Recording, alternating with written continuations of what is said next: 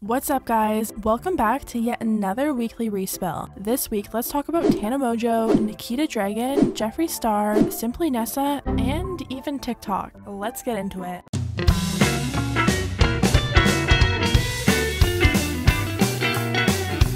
Weekly respill, yeah.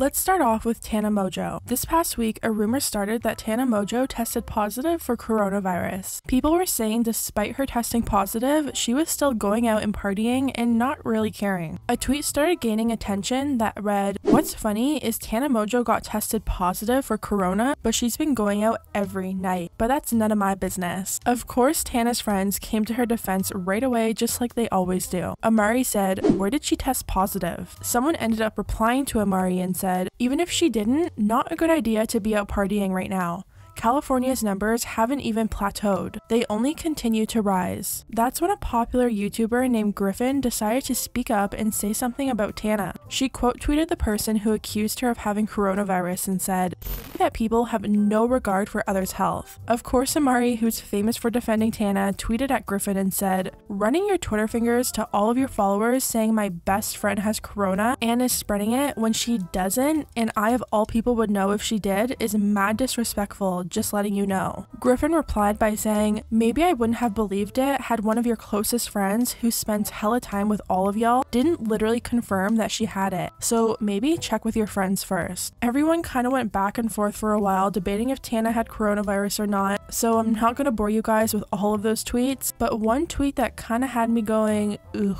that's messy," was by Ashley. She also came to Tana's defense and tweeted Griffin saying, "I have 2 PDF files of Tana's test results, both of which are negative. I almost DM'd them to you, but I'm not trying to leak someone else's medical history because it's no one's business but hers. You just mad because she's hanging out with your ex and it shows." Amari then called Griffin out because apparently she hasn't been social distancing either, and she's actually attended a party at the Hype House during a global pandemic, so yeah. A mess. Tana ended up replying to someone with her actual medical records that showed she tested negative, so I guess all of that was for nothing. Now, speaking of Tana Mongeau, she's been avoiding a certain conversation for a few weeks now. Colin Berry, who's an ex-member of Tana's collab channel called Trash, has been actively calling Tana out for her microaggressions towards him and other black creators. Not only has he been speaking out about Tana Mongeau, but he's also been speaking out about her manager Jordan. The first video Colin posted was called "Finally Revealing the Truth About Tana Mongeau." I'm gonna leave his videos linked down below because I think it's important you hear his story from his own words. Now, Colin actually isn't the only person who's been speaking out against Tana. This week, Simply Nessa posted a video titled "Dear Tana Mongeau." In this video, she talks about her history with Tana Mongeau and claims she felt Tana and Jordan used microaggressions towards her throughout their friendship. Nessa talks about how Jordan was her manager, and once she introduced Tana to him, he completely changed. He started giving all her brand deals to Tana and pretty much put 100% of his attention on her. Nessa claimed she had to message Tana whenever she wanted to contact her own manager because he literally wouldn't respond to anyone but her. Allegedly, Nessa ended up finding out that Jordan was talking shit behind her back and telling other creators that Nessa was crazy and had all of these mental issues that she never actually had.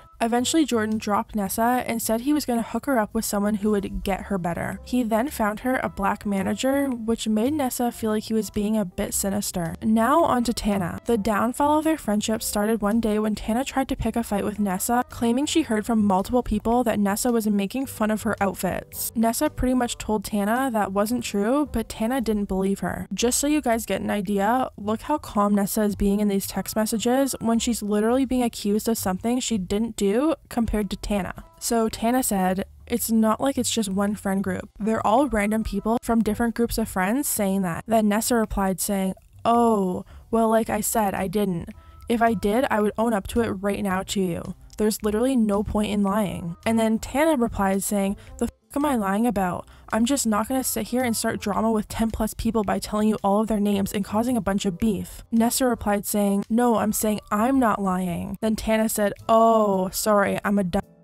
Tana and Nessa had a few more run-ins that Nessa goes into detail about in her video, but eventually they did make up at one point and they were actually on good terms. One day Tana posted a picture with Bella Thorne kissing on her Instagram. Since Tana and Nessa were on good terms, she posted LOL cringe underneath the photo. She explains how she's also bisexual and didn't actually mean the photo was cringe. She was just joking around with a friend. Although Tana didn't take this as a joke. Tana went on her social media and called Nessa out by making it look like she was saying her kissing Bella is disgusting. Tana pretty much painted her as the angry black woman stereotype and sent her fans to attack Nessa. Keep in mind, Nessa reached out to Tana to apologize for the misunderstanding, but she decided to still drag her online. One of Tana's replies to Nessa literally gave me the worst feeling in my stomach. Even though Nessa was trying to explain to Tana that it was all a joke, Tana replied to Nessa saying, "Ball is in my court now," which to me proves Tana enjoyed being able to paint Nessa as a bad person online. Now, to make things even worse, Shane Dawson did a collab video with Tana where he goes through Tana's phone and reads messages from Nessa to Tana about their drama. Shane was laughing and thought it was super funny, but in reality, he just dug up the drama all over again. Nessa said that she now not only had Tana's fans coming for her, but she also had Shane Dawson's fans too.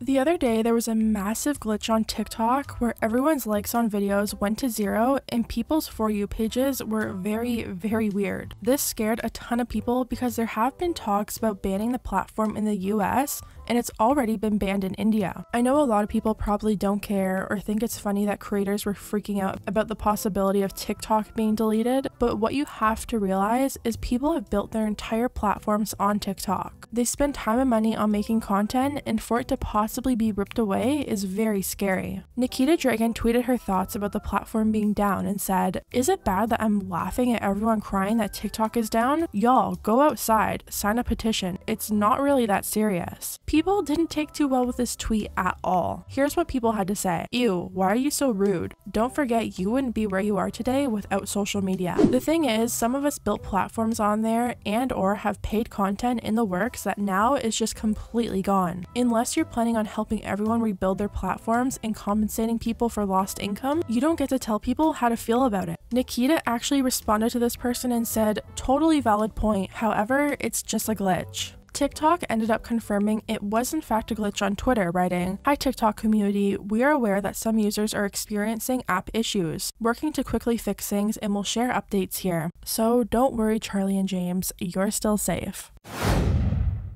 This brings me to our last topic. Jeffree Star. Well, Jeffree is no longer missing. He was actually spotted on another influencer's Snapchat having a mini pool party. He was also seen opening up a pair of like $20-something thousand shoes. Like I said before, people are wondering how he seems to be okay and having fun when Shane Dawson is literally being dragged across the internet. The other day, Jeffree Star Cosmetics even announced a restock of their lip liners on Instagram. Surprisingly, a lot of comments under this post were very positive towards Jeffree, which made people believe he was deleting comments. Although the Jeffree Star Cosmetics page replied to someone claiming not to be deleting comments. At this point, a lot of people think Jeffree isn't going to address Tati's video or what's going on with Shane Dawson. Then on Friday, something huge happened. As you guys know, Morphe and Jeffree had a very strong business relationship together in the past. Jeffree has opened many Morphe stores and he has all his makeup inside of Morphe, and he also has a palette and brush line with them. Their relationship has been so strong that many people even suspected that Jeffree might have been co-owner or at very least a shareholder in the company. Now, this was never confirmed, but people still speculated about it. Many people have been reaching out to Morphe to find out where they stand with Jeffree. They seem to be sending out a generic email to everyone who asked, saying, "Well, Jeffree Star is a longtime member of the Morphe family.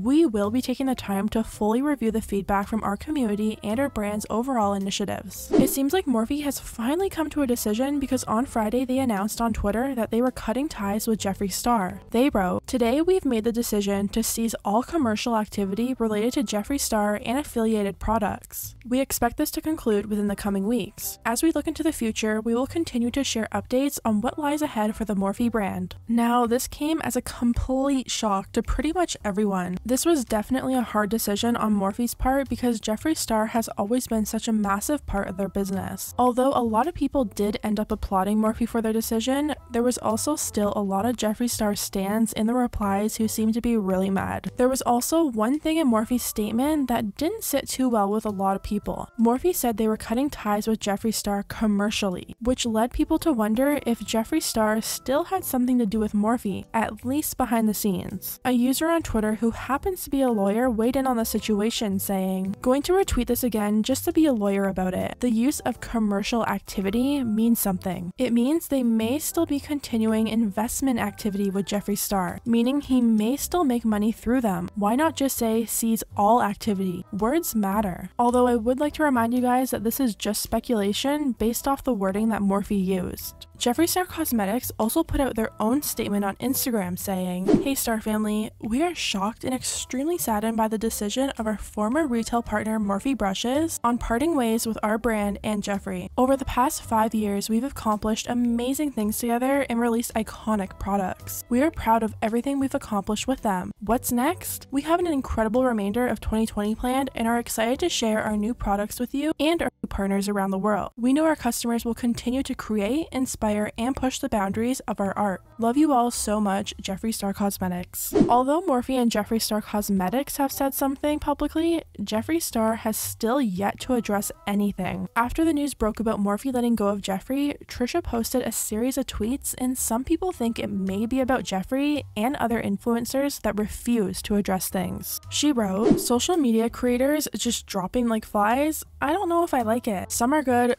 that do rotten things. But things can be fixed with an apology, but damn. Some people just don't know how to say I'm sorry, I f***ed up. They run and hide? Like what the No creator owes anything technically to anyone, but damn, respect the fans that still support you, you know? Tell them like Jenna and Shane did, like, hey, I'm sorry, no excuse. Gonna do better, but still also need some time to reflect and heal and mental health awareness, etc. How many people just straight up ditch their audience on social media with no explanation? That's just sad. As a fan as well, like supporters grow to care for a creator. Ghosting them is so wrong. It makes me sad to be honest. At the time of recording this, Jeffree Star has still yet to say anything.